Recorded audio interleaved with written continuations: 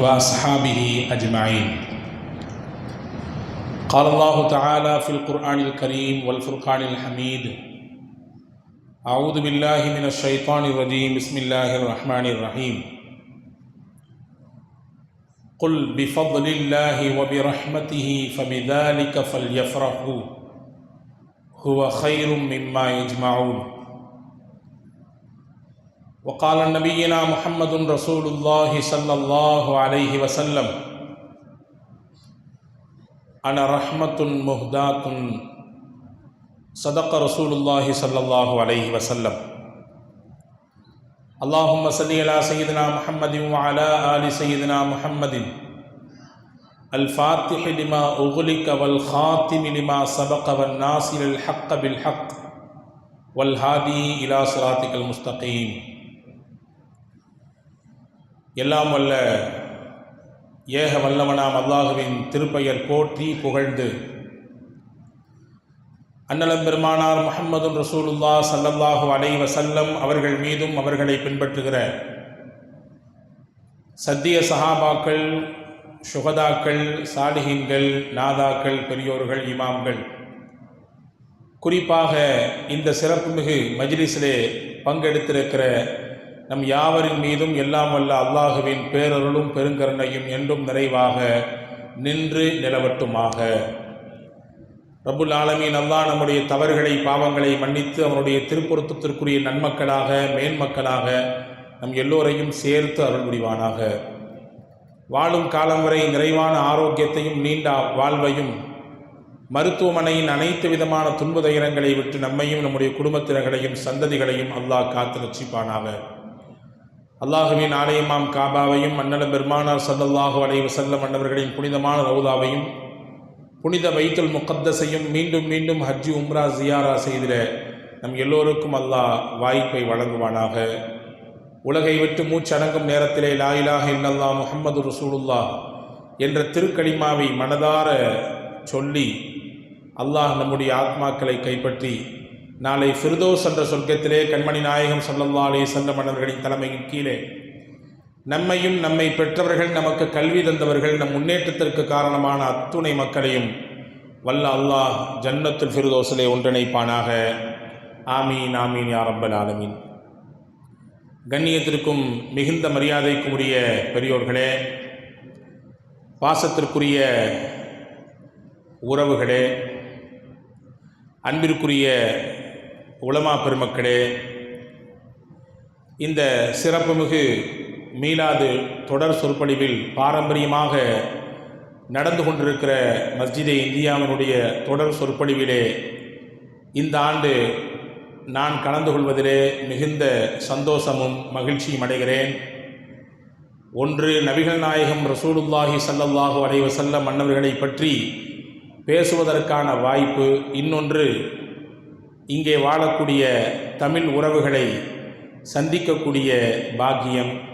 வல்ல அல்லாஹ் இந்த சந்திப்பை பயனுள்ளதாக, இந்த தொடர் சொற்பொழிவை பேசுகிற எனக்கும் கேட்கக்கூடிய உங்கள் யாவருக்கும் மிகச்சிறந்த பயனை உலகத்திலும் நாளை மறுமையிலும் தர வேண்டும் என்ற உயர்ந்த துவாவோடு அண்ணல் இல்லையேல் அகிலமும் இல்லை என்கின்ற தலைப்பின் கீழே சில விஷயங்களை நாம் பரிமாறிக்கொள்வோம்.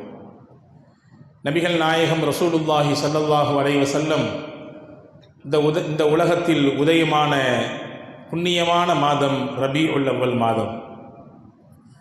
நபிகள் ஸல்லல்லாஹு அலைஹி வஸல்லம் அன்னவர்கள் பிறந்த மாதம், பிறந்த நாள், இதுவெல்லாம் கொண்டாடப்படுகிற, மகிழ்ச்சியை பரிமாறிக்கொள்ளப்படுகிற, நம்முடைய ஆனந்தத்தை வெளிப்படுத்துவதற்குரிய மிகவும் தகுதி வாய்ந்த நாள் என்பதை நாம் கவனத்தில் கொள்கிறோம். அதற்கு சையதுனா ஈசா அலைஹிஸ்ஸலாம் அன்னவர்கள் அவர்கள் சமூக மக்கள் கேட்டார்கள் என்பதற்காக வேண்டி வல்ல அல்லாஹ்விடத்திலே ஆகாரத்தட்டை கேட்கிறார்கள். குர்ஆனிலே மாயிதா என்றொரு அத்தியாயம் இருக்கிறது. அந்த அத்தியாயத்திற்கு பெயரே ஆகாரத்தட்டு. அல்லாஹ்விடத்தில் கேட்டார்கள், ரப்பனா அன்சில் அலைனா மாயிதத்தம் மினஸ் ஸமா, யா அல்லாஹ் வானத்திலிருந்து ஆகாரத்தட்டை எங்களுக்கு இறக்கித்தா என்று கேட்கிறார்கள். நபிமார்களின் அத்தாட்சிகளை நபிமார்கள் காட்டக்கூடிய அற்புதங்களை பார்த்து பழகிய கூட்டம் என்பதினாலே ஈசா அலைஹிஸ்ஸலாமிடத்தில் இப்படி ஒரு கண்டிஷனோடு அந்த ஆகாரத்தட்டில் என்னவெல்லாம் இருக்கணும், என்னென்ன மாதிரியான உணவுகள் இருக்க வேண்டும் என்பதை எல்லாம் குறிப்பிட்டு எங்களுக்கு இப்படியான ஆகாரத்தட்டு வேண்டும் என்று கேட்கிறார்கள்.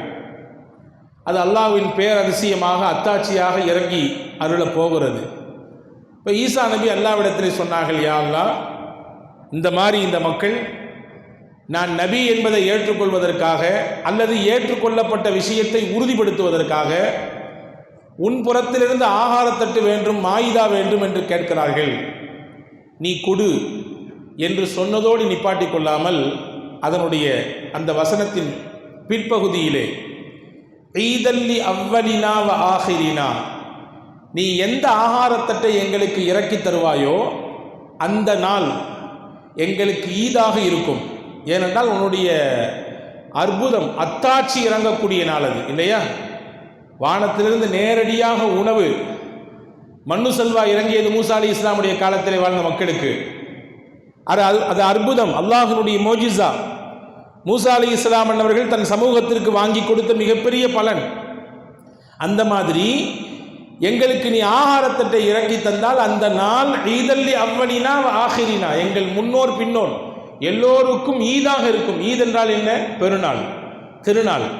நாங்கள் அதை கொண்டாடுவோம். உன் அருள், உன்னுடைய அதிசயம், உன்னுடைய மூஜிசா இறங்கிய நாளை நாங்கள் கொண்டாடுவோம் என்று ஹஜரத் ஈசா அலைஹிஸ்ஸலாம் சொன்ன செய்தியை குர்ஆன் பதிவு செய்கிறது. அல்லாஹ்வின் புறத்திலிருந்து அற்புதமாக கிடைத்த அந்த ஆகாரத்தட்டையே நாங்கள் அந்த நாளை கொண்டாடுவோம் என்று ஈசா அலைஹிஸ்ஸலாம் அல்லாஹ்விடத்தில் சொன்னார்கள் என்றால், அகிலத்தின் அருள் கொடை அன்னலம் பெருமானார் ஸல்லல்லாஹு அலைஹி வஸல்லம் அன்னவர்கள் உதித்த மாதத்தை, அந்த நாளை நாம் கொண்டாட வேண்டுமா இல்லையா? அது நமக்கு திருநாள் தானே, அது நமக்கு மகிழ்ச்சிக்குரிய நாள் தானே, அது நம்முடைய சந்தோஷத்தையும் ஆனந்தத்தையும் வெளிப்படுத்தக்கூடிய நாள் தானே. எனவேதான் அல் குர்ஆன் சொல்லுகிறது, குல் பிஃபத்லில்லாஹி வ பிரஹ்மத்திஹி ஃபபிதாலிக ஃபல்யஃப்ரஹு, நபியை நீங்கள் சொல்லுங்கள், பிஃபத்லில்லாஹி வ ரஹ்மத்திஹி, அல்லாஹ்வின் ஃபضல் கிருபையை கொண்டும், வ ரஹ்மத்திஹி அவன் அருளை கொண்டும், ஃபல்யஃப்ரஹு அந்த ஜனங்கள் சந்தோஷப்படட்டும், மகிழ்ச்சி அடையட்டும், நபியை நீங்கள் சொல்லுங்கள். இந்த வசனத்திற்கு பல்வேறு விரிவுரைகளை தரக்கூடிய அறிஞர் பெருமக்கள் இப்படியும் ஒரு செய்தியை தருவார்கள். அல்லாஹ்வுடைய கிருபை என்றால் என்ன, அல்லாஹ்வுடைய அருள் என்றால் என்ன? அல்லாஹ்வுடைய கிருபை என்பது ஹஜ்ரத் அல்லாமா இப்னுல் கய்யிம் அல் ஜௌஸி ரஹ்மத்துல்லாஹி சொல்கிறார்கள், அல்லாஹ்வுடைய அருள் என்பது அல் குர்ஆன், அல்லாஹ்வுடைய கிருபை என்பது அல் குர்ஆன், அல்லாஹ்வுடைய அருள் என்பது ரஹ்மத் என்பது அருமை நாயகம் ஸல்லல்லாஹு அலைஹி வஸல்லம் அவர்கள். அவர்களுடைய வழி, அவர்களுடைய வாழ்க்கை, அவர்கள்தான். இந்த ரெண்டையும் கொண்டு முஸ்லிம் உம்மத் சந்தோஷப்பட வேண்டும். ஹுவ கைரும் மிம்மா யஜ்மூன், அந்த வசனத்தினுடைய பின்னால் சொல்லுகிறான், இந்த மகிழ்ச்சி தான், இந்த ஆனந்தம் தான் அவர்கள் சேர்த்து வைத்த எல்லாத்தையும் விட பெருசு. அவங்கள்ட்ட என்னெல்லாம் இருக்கோ எல்லாத்தையும் விட பெருசு, மேன்மையானது எதுவென்றால், எவர்கள் குர்ஆனை கொண்டும் குர்ஆன் இந்த உலகத்திற்கு இறக்கி அருளப்படுவதற்கு வழியாக இருந்த முஹம்மது ஸல்லல்லாஹு அலைஹி வஸல்லம் கொண்டும் யார் சந்தோஷப்படுறாங்களோ இதுதான் பெருசுன்றாங்களா. எனவே அன்புக்குரிய சகோதரர்களே, நபிகள் நாயகம் ஸல்லல்லாஹு அலைஹி வஸல்லமை சந்தோஷப்படுத்த வேண்டிதான், அவர்களுடைய வருகை நினைத்து ஆனந்தப்பட வேண்டித்தான் உலகெங்கிலும் வாழக்கூடிய மக்கள் இந்த ரபியுல் அவனுடைய நாட்களிலே நபிகளை பற்றி பேசுவது, அவர்களை புகழ்வது, அவர்கள் சார்ந்த விஷயங்களை உம்மத்திற்கு கடத்தி செல்வது குறித்து உண்டான விஷயங்களை பரிமாறிக்கொண்டிருக்கிறோம். நபி பெருமான் ஸல்லல்லாஹு அலைஹி வஸல்லம் வாரம் திங்கக்கிழமை நோன்பு வைப்பாங்க. சஹாபாக்கள் கேட்டாங்க, யா ரசூலல்லாஹ், நீங்கள் திங்கக்கிழமை நோன்பு வைக்கிறதுக்கு என்ன காரணம்? ஏன் திங்கக்கிழமை மட்டும் பிரதானமாக நோன்பு வைக்கிறீங்க? ரெண்டு காரணம் சொன்னாங்க ரசூலுல்லாஹ். ஒரு காரணம், துஉரது அஅமாலு உம்மத்தி, என் உம்மத்தினுடைய அமால்கள் செயல்கள் எல்லாம் அந்த திங்கட்கிழமை அல்லாஹ்விடத்திலே எடுத்து காண்பிக்கப்படுகிறது. என்னுடைய அமல்களை என் ரப்பு பார்க்கும் பொழுது நான் நோன்பு இருக்கக்கூடிய நிலையில பார்க்கணும் அப்படின்னு ஆசைப்படுறேன், எனவே நோன்பு வைக்கிறேன் அப்படின்னாங்க. முதல் காரணம். இன்னொரு காரணத்தை சொன்னார்கள் பெருமானார் ஸல்லல்லாஹு அலைஹி வஸல்லம், உலித்து ஃபீஹி வ ஃபீஹி உன்சில, நான் திங்கட்கிழமை நோன்பு வைப்பதற்கு முக்கிய காரணம் என்னவென்றால் அந்த திங்கட்கிழமையில் தான் நான் பிறந்தேன். நான் பிறந்த நாள் திங்கட்கிழமை மட்டுமல்ல, எனக்கு திருக்குரான் அருளப்பட்ட நாளும் திங்கட்கிழமை. முதலாக வகி வந்த நாள் திங்கட்கிழமை. இந்த உலகத்தில் நான் உதித்த நாளும் பிறந்த நாளும் திங்கட்கிழமை. எனவே நன்றி செய்யும் பொருட்டு நான் அந்த நாளில் நோன்பிருக்கிறேன் என்றார்கள் நபிகள் நாயகம் ரசூலுல்லாஹி ஸல்லல்லாஹு அலைஹி வஸல்லம். அந்த மாதத்திற்கு அந்த நாளுக்கு தனிச்சிறப்பு உண்டு என்பதை பெருமானார் ஸல்லல்லாஹு அலைஹி வஸல்லம் எடுத்து காண்பிக்கிறார்கள். ஹதீஸ் ஷரீஃபிலே வருதுதானே, முஹம்மது ஸல்லல்லாஹு அலைஹி வஸல்லம் 53 ஆண்டு கால மக்காவின் வாழ்க்கையை முடித்து மதீனாவிற்குள் அடியெடுத்து வைக்கிறார்கள். ஹிஜ்ரத் என்ற பயணத்தின் ஊடாக சையதுனா அனஸ் இப்னு மாலிக் ரலியல்லாஹு அன்ஹு அந்த சமயம் சின்ன புள்ள, சொல்ல போனா ஒரு 10 வயசு இருக்கலாம், அவ்வளவுதான். ஆனால் அந்த 10 வயதுள்ள பிள்ளையாக இருந்தாலும் விவரமான புள்ள. அந்த நாளை சையதுனா அனஸ் இப்னு மாலிக் ரலியல்லாஹு அன்ஹு அவர்கள் விவரிக்கிறார்கள். அப்படியே நம் கண்களுக்கு முன்னால் கொண்டு வந்து நிறுத்துகிறார்கள். என்ன சொல்றாங்க பாருங்க. லம்மா கானல் யௌமுல்லதி தஹலன் நபி ஸல்லல்லாஹு அலைஹி வஸல்லம் அல் மதீனா, எந்த நாள் மதீனாவுக்குள்ளே பூமான் நபி ஸல்லல்லாஹு அலைஹி வஸல்லம் அடியெடுத்து வைத்தார்களோ அந்த நாள் இருக்கிறதே, அல்லாஹ் மின்ஹா குல்லு ஷை, நபி ஸல்லல்லாஹு அலைஹி வஸல்லம் வந்த நாள், நாங்கள் அவர்களை மதீனாவில் சந்தித்த நாள், மதீனாவிற்குள்ளே பூமான் நபி ஸல்லல்லாஹு அலைஹி வஸல்லம் கால் எடுத்து வைத்த அந்த நாள் மதீனாவே ஜோதிமயமாக மாறியது, எல்லாம் வெளிச்சமாக மாறியது. நூறுன் நபி ஸல்லல்லாஹு அலைஹி வஸல்லம் மதீனாவிற்குள்ளே வந்ததினாலே மதீனாவே நூறு பொருந்தியதாக ஒளி பொருந்தியதாக மாறியது என்று சையதுனா அனஸ் இப்னு மாலிக் ரலியல்லாஹு அன்ஹு அவர்கள் சொல்லக்கூடிய ஹதீஸை நாம் இங்கே அவதானிக்கிறோம். அன்பார்களே, இதுவெல்லாம் நமக்கு சொல்லித்தரக்கூடிய முக்கியமான பாடம் என்னவென்றால், ரசூலுல்லாவின் பிறந்த மாதத்திற்கு, ரசூலுல்லாவின் பிறந்த நாட்களுக்கு தனிச்சிறப்பு உண்டு. அந்த நாட்களை நினைத்து பார்க்க வேண்டும். அதிலே அதிகப்படியாக நபிகள் ஸல்லல்லாஹு அலைஹி வஸல்லமுடைய விஷயங்கள் பரிமாறப்பட வேண்டும். அவர்கள் உலகத்திற்கு விட்டு சென்ற வழிகாட்டுதல்கள் இந்த உம்மத்திற்கு சொல்லித்தரப்பட வேண்டும். அந்த நபிகளின் மீது அதிகப்படியான ஸலவாத்துகள் ஓத வேண்டும். அந்த நபி ஸல்லல்லாஹு அலைஹி வஸல்லம் மீது முஹப்பத்தோடு இந்த நாட்களை நாம் எதிர்கொள்ளும் பட்சத்திலே நிச்சயமாக சிறந்த பலனை இதன் மூலம் நாம் அனுபவிக்கலாம் என்பதை நாம் இங்கே கவனத்தில் கொள்கிறோம். அன்புக்குரிய சகோதரர்களே, அல் குர்ஆனிலே நம் எல்லோருக்கும் தெரிந்த ஒரு சூரா, எல்லா சின்ன பிள்ளையிலிருந்து பெரிய ஆட்கள் வரை மனநமிட்டிருக்கக்கூடிய சூரா. தொழுகைக்கு தக்பீர் கட்டினால் முதலில் அந்த சூறாவை தான் நாம் நாவுகளில் வெளிப்படுகிறது, இல்லையா? குல் ஹுவல்லாஹு அஹத். இந்த சூறாவின் தனிச்சிறப்பு நிறைய இருக்கிறது. நான் ஒன்றை மட்டும் சொல்லி நான் செய்திக்கு வருகிறேன். தபூக் யுத்தம் நடைபெறுகிறது. நபிகளும் ஸல்லல்லாஹு அலைஹி வஸல்லம் அவர்களும் சஹாபா பெருமக்களும் தபூக்கில் இருக்கிறாங்க. காலையில் ஃபஜர் தொழுது முடிச்சுட்டு ஸல்லல்லாஹு அலைஹி வஸல்லம் உதயமாகக்கூடிய சூரியனையே உத்து பார்த்துட்டு இருக்கிறாங்க. ரசூலுல்லாஹ் பார்க்கும் பார்வையில் வித்தியாசம் இருக்கிறது. ஒரு விதமான ஆச்சரிய தொனி தெரிகிறது. சஹாபாக்களும் சரி, ஏதோ வித்தியாசமா பார்க்குறாங்க ரசூலுல்லாஹ், ஏதாவது காரணம் இருக்கும். நபியின் அசைவுக்கும் கூட அர்த்தம் சொன்னவர்கள் சஹாபாக்கள், நபியின் கண் அசைவுக்கும் கூட காரணம் சொன்னவர்கள் சஹாபா பெருமக்கள். ஏற்றுக்கொண்டார்கள், அப்படியே அதை முன்மொழிந்தார்கள், பின்பற்றினார்கள். எனவே அவர்கள் வாழ்ந்ததற்கு பிறகும் இன்று வரை அவர்கள் இல்லை உலக அழிவு நாள் வரை அந்த சஹாபாக்கள் கொண்டாடப்பட்டு கொண்டே இருப்பார்கள். பார்த்துக்கிட்டே இருக்காங்க. கொஞ்ச நேரம் கழிஞ்சது, ஜிப்ரீலே வந்துட்டாங்க. வந்த ஜிப்ரீல் அலைஹிஸ்ஸலாம் இடத்திலே நபி ஸல்லல்லாஹு அலைஹி வஸல்லம் பார்க்கிற காட்சியை பார்த்து ஜிப்ரீல் அலைஹிஸ்ஸலாம் கேட்குறாங்க, என்ன நபியே, டெய்லி தான் சூரியன் உதிக்குது, அந்த மாதிரி இன்னைக்கு உதிச்சிருக்கு, நீங்கள் ரொம்ப ஆச்சரியமாக பார்க்குறீங்களா என்னன்னு கேட்டாங்க. இல்லை, இந்த சூரியன் வெளிச்சத்தில் இதனுடைய கதிரில் இதனுடைய கதிரினுடைய அந்த ஜுவாலையில் அந்த வெளிச்சத்தில் கொஞ்சம் டிஃப்ரெண்ட் தெரியுது, என்னன்னு தெரியல, ஏதோ ஒன்று நடந்திருக்கும் என்று நினைக்கிறேன். ஜிப்ரீல் அலைஹிஸ்ஸலாம் சொன்னாங்க, உண்மைதான். உங்கள் தோழர்களில் ஒருவர் முஆவியத்து இப்னு அபி முஆவியா அல்-லைஸி ரலியல்லாஹு அன்ஹு மதீனாவில் இறந்து விட்டார். அவருடைய இறப்பு செய்தியை கேட்டு வானத்திலிருந்து மலக்குகள் இறங்கியிருக்கிறாங்க. ஒளியிலான மலக்குகள் வந்ததினாலே சூரியனே ஒரு பேரொளி, ஒளியாலான மலக்குகளின் வருகை அதிகம் இருந்ததினாலே இன்னும் அந்த பேரொளி கூடி இருக்குது. நீங்க வேணா பார்க்குறீங்களா? முஆவியாவுடைய அந்த தீதாரம் உங்களுக்கு காட்டட்டுமா? ஹஜ்ரத் ஜிப்ரீல் அலைஹிஸ்ஸலாம் கேட்டாங்க. ரசூலுல்லாஹ் ஆமா பார்க்கணும்னாங்க. மதீனாவில் இருக்கும் ஹஜ்ரத் முஆவியத்து இப்னு அபி முஆவியா அல்-லைஸி ரலியல்லாஹு அன்ஹு அவர்களுடைய அந்த முகத்தை ஜிப்ரீல் அலைஹிஸ்ஸலாம் பூமியை சுருக்கி நபிகளுக்கு காண்பிக்கிறார்கள். பார்த்தாங்க. பார்த்துட்டு கொஞ்ச நேரத்தில் ரசூலுல்லாஹ் சொன்னாங்க, அவருக்காக வேண்டி நான் தொழ வைக்கணும், தாராளமாக செய்யலாமே. ரசூலுல்லாஹ் தொழுகைக்காக வேண்டி தக்பீர் கட்ட எல்லாத்தையும் நிற்க சொல்றாங்க. சஃப்ல இருந்த சஹாபாக்கள்லாம் நிற்கிறாங்க. ஜிப்ரீல் சொல்கிறார்கள், யா ரசூலுல்லாஹ், உங்களுக்கு பின்னால் மலக்குகளின் எங்கள் அடியும் இங்கே நிற்க போகிறது. ஏற்கனவே மலக்குகள் வந்து இறங்கியிருக்கிறாங்க. நீங்க தொலை வைக்கிறீங்கன்னு கேள்விப்பட்டு மலக்குகள் இந்த ஜனாசா தொழுகையிலையும் பங்கெடுக்க வர போறாங்க, தாராளமா வரலாம்.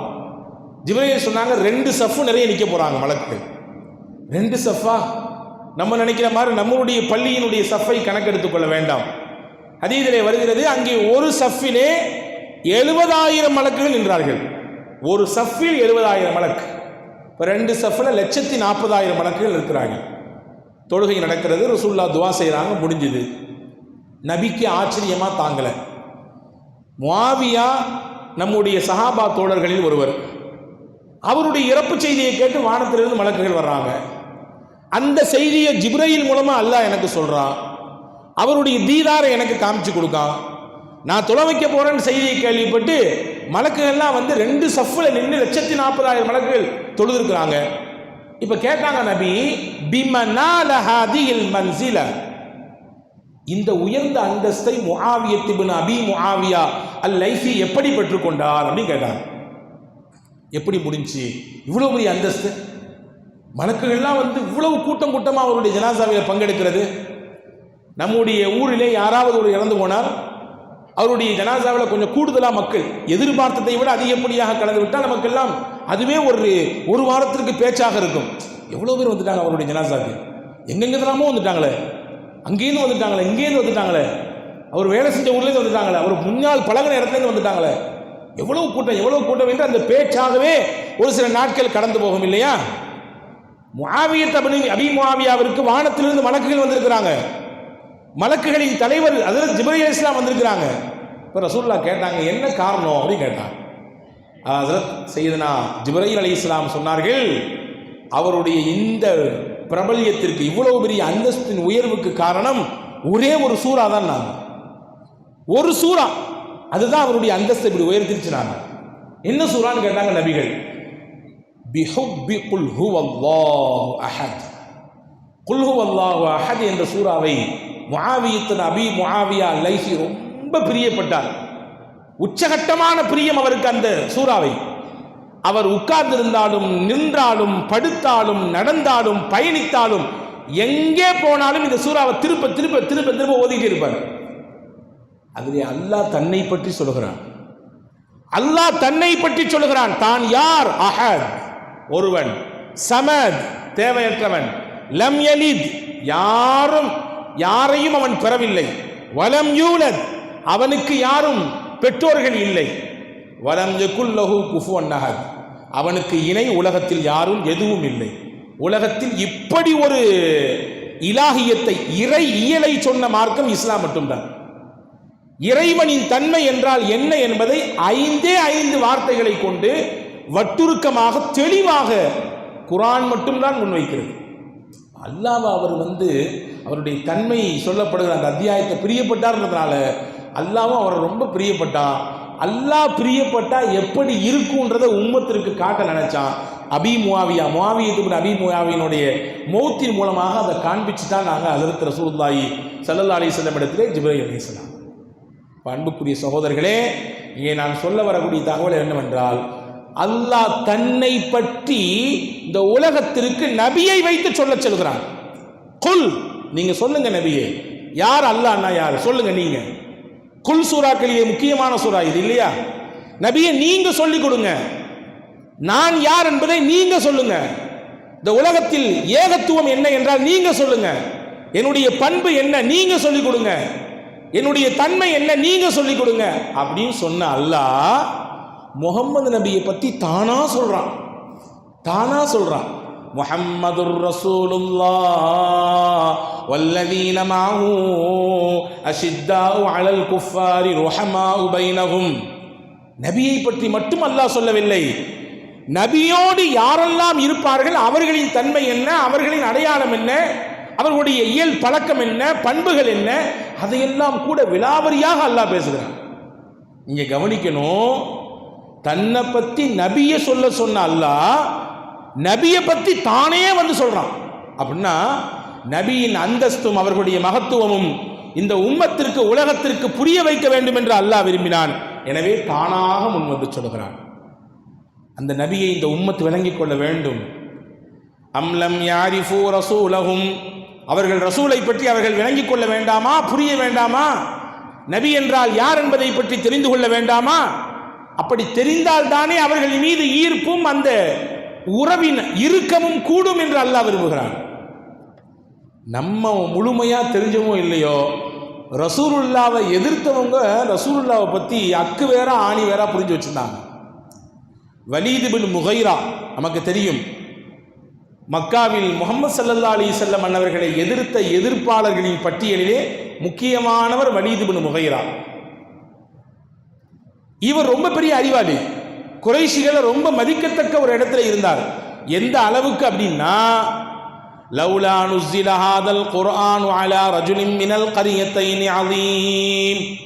முஹம்மது ஸல்லல்லாஹு அலைஹி வஸல்லம் தனக்கு குர்ஆன் இறங்கி இருக்குது, அல்லாஹ் என்கிட்ட பேசுறான், அல்லாஹ் எனக்கு வஹியை கொடுக்குறான், என்ன நபியாக அல்லாஹ் தேர்வு செஞ்சிருக்கிறான், நான் சொல்றதை நீங்க கேளுங்க என்று நபி ஸல்லல்லாஹு அலைஹி வஸல்லம் அன்னவர்கள் அந்த மக்களிடத்தில் சொன்ன பொழுது அந்த மக்கள் சொன்னாங்க, என்னது முகம்மதுக்கு, இந்த அனாதைக்கு, வாப்பம்மா இல்லாம இவருக்கு என்னது வேதம் இறங்கி இருக்குதா? நம்மோடு வளர்ந்து வாழ்ந்து அங்கும் இங்கும் நடமாடி கொண்டிருந்து இந்த ஆடுகளை எல்லாம் மேய்த்து கொண்டிருந்த இவருக்கா குர்ஆன் இறங்கி இருக்கிறா?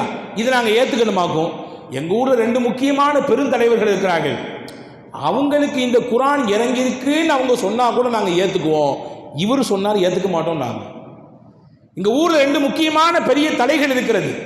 அந்த பெருந்தலைகள் யார்? குர்ஆன் சொல்றது, லௌலா நுஸ்ஸில ஹாதல் குர்ஆன் அலா ரஜுலின் மினல் கரியத்தைனி அதீம். 2 ஊர் இருக்கு எங்கள் ஊர், எங்கள் பகுதியில். ஒன்று மக்கா, இன்னொன்று தாயிஃப். இந்த 2 நகரத்திலையும் 2 முக்கியமான தலைகள் இருக்கிறது. மக்காவில் முக்கியமானவர் வலீத் பின் முகைரா, தாயிஃபிலே முக்கியமானவர் உர்வத் பின் மஸ்ஊத் அஸ்-ஸகஃபி. இந்த 2 பேருக்கு யாராவது ஒருத்தர் குர்ஆன் இறங்கி இருந்து சொன்னா கூட நாங்கள் ஏற்றுக்குவோம். நாங்கள் அவ்வளவு பெரிய மதிப்புக்குரிய மனிதராக இருந்தால் வலீத் பின் முகைரா. ஆனால் அவருடைய இயல் பண்பு வேற மாதிரி இருந்துச்சு. குர்ஆன் கண்டிக்கிறது. 10 தீய குணங்களுக்கு சொந்தக்காரர் என்று குர்ஆனிலே சூரா கலமிலே அல்லாஹ் அவரை பட்டியலிடுகிறான். ஆனால் அறிவாளி, ரொம்ப பெரிய முக்கியமான அறிவாளி. ஆனால் அந்த அறிவு அவருக்கு சாதகமாக இல்லை, சிந்திக்க செய்யவில்லை, உண்மையை புரிய வைக்கவில்லை. அவருடைய தலைமையில் ஒரு பெரிய கூட்டம். முகம்மது இந்த மாதிரி வந்து சத்தியை சொல்லிட்டு இருக்காரு, சொல்றாரு, அவருக்கு ஏதோ வேதம் இறங்கப்படுதாமா, அவர் தன்னை ரசூல்னு சொல்றாரு. ஒரு சில மக்கள் அவரை ஏற்றுக்கொண்டு இருக்கிறாங்க. இந்த வளர்ச்சியை தடுத்து நிப்பாட்டணும், ஏதாவது ஆலோசனை சொல்லுங்க, என்ன செஞ்சு இவருடைய வளர்ச்சியை முடக்கலாம், இவர் ஃபாலோவர்ஸ் பண்ணக்கூடிய அந்த ஃபாலோவர்ஸனுடைய எண்ணிக்கையை எப்படி குறைக்கலாம், ஆலோசனை சொல்லுங்கன்னு சொன்னாங்க. ஒவ்வொருத்தரும் ஒவ்வொரு விதமான ஆலோசனை சொன்னார்கள். சிலர் சொன்னார்கள், முகம்மதுக்கு பைத்தியம் முடிச்சிருச்சுன்னு சொல்லிடுவோம், அதனுடைய வெளிப்பாடு தான் இப்படி முன்னுக்கு பின் முரணா பேசிட்டு இருக்கிறாரு அப்படின்னு சொல்லிடலான்னு சொன்னாங்க. இன்னும் சில பேர் சொன்னாங்க, இல்லை முகம்மதுக்கு சூனியை வச்சுட்டாங்க, அதனால தான் இப்படி பேசிட்டு இருக்கிறாரு அப்படின்னு சொல்லிடலான்னு சொன்னாங்க. அடுத்து சில பேர் சொன்னாங்க, இல்லை முகம்மது பொய் பேசுறாரு, அதை அப்படி சொல்லிடலாம், பொய் தான் சொல்றாரு, அந்த பொய்யை கேட்டு நம்பி யாரும் நீங்க போயிடாதீங்க அவருக்கு பின்னாடி அப்படின்னு சொல்லிடலான்னு சொன்னாங்க. இன்னும் சில பேர் சொன்னாங்க, முகம்மது இப்படிலாம் பேசுறதுக்கு காரணம் காசுக்கு மயங்கி தான் இப்படி பேசுகிறார், காசு தான் அதனுடைய எதிர்பார்ப்பு தான் அவரை இப்படி பேச வைத்திருக்கிறது என்று சொல்லுவோம் என்று சிலர் சொன்னார்கள். இப்படி ஒவ்வொருத்தரா ஒவ்வொரு கருத்தா சொல்றாங்க. வலீத் பின் முகைரா, நான் ஆரம்பத்திலே சொன்னேனே அறிவாளி என்று, எல்லாத்தையும் உள்வாங்கிட்டு சொன்னாரு, நீங்க சொல்ற எதுவுமே முகம்மதுக்கு பொருந்தாது. ஏன்னா இந்த எந்த தன்மையும் அவர்கிட்ட கிடையாது. அவர் காசுக்கு அடிமையாகி போகக்கூடியவர் கிடையாது. அவர் பேச்சில் இருக்கக்கூடிய தெளிவு அவரை பைத்தியம் என்று சொல்ல முடியாது. சூனியம் வைக்கப்பட்டவருடைய தோற்றமோ அல்லது அதனுடைய வெளிப்பாடோ அவருடைய பேச்சிலும் அல்லது நடவடிக்கையிலும் வெளிப்படவே படாது. அதே போன்று அவர் பொய் பேசக்கூடியவர் என்பதை நானே ஏற்றுக்கொள்ள மாட்டேன். முகம்மது பொய் பேசுவார் என்பதை நானே ஏற்றுக்கொள்ள மாட்டேன். பின்ன எப்படி ஊர் மக்கள் ஏற்றுக்குவாங்க? எதுவும் பொருந்தாது என்றார் வலீத் பின் முகைரா என்கின்ற அந்த மக்கத்தினுடைய தலைவர். எனவேதான் முஹம்மது ஸல்லல்லாஹு அலைஹி வஸல்லம் அன்னவர்கள் மக்காவிலே தன்னுடைய ஏகத்துவத்தை, இந்த நபித்துவத்தை எடுத்து வைக்கும் பொழுது எதை ஆதாரமாக வச்சாங்க? குர்ஆன் என்ன சொல்லுகிறது? ஏதாவது சர்டிஃபிகேட் கொண்டு வந்து காட்டினாங்களா நான் அல்லாஹ்வுடைய திருத்தூதர் என்று? அல்லது வேறு ஏதாவது? எதுவும் இல்லை. ரசூலுல்லாஹ் என்ன வைத்தார்கள் ஆதாரம் தெரியுமா? 40 வருஷம் உங்களோட நான் வாழ்ந்திருக்கேன், இதுதான் ஆதாரம். நான் ஃபகத் லபிஸ்து ஃபீக்கும் உம்ரம் மின் கப்லிஹி, உங்களோடு நான் வாழ்ந்த வாழ்க்கை, அந்த வாழ்க்கையில் ஏதாவது என்னிடத்துல நீங்க கை காட்டி பேச முடியுமா? எங்காவது முரணாக நடந்திருக்கிறனா? எங்கேயாவது பொய் பேசியிருக்கனா? கொடுத்த வாக்குக்கு மாறு செஞ்சிருக்கிறனா? மோசடி செஞ்சிருக்கிறனா? என்னிடத்துல ஏதாவது இழிவான செயல் வெளிப்பட்டிருக்கிறதா? யாரையாவது நான் குறை பேசியிருக்கிறேனா?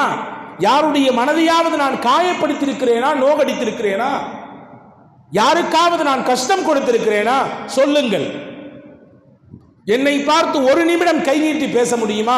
இந்த 40 ஆண்டு கால பரிசுத்த வாழ்க்கை தான் நான் நபி என்பதற்கு ஆதாரம் என்றார்கள் முஹம்மதுன் ரசூலுல்லாஹி ஸல்லல்லாஹு அலைஹி வஸல்லம்.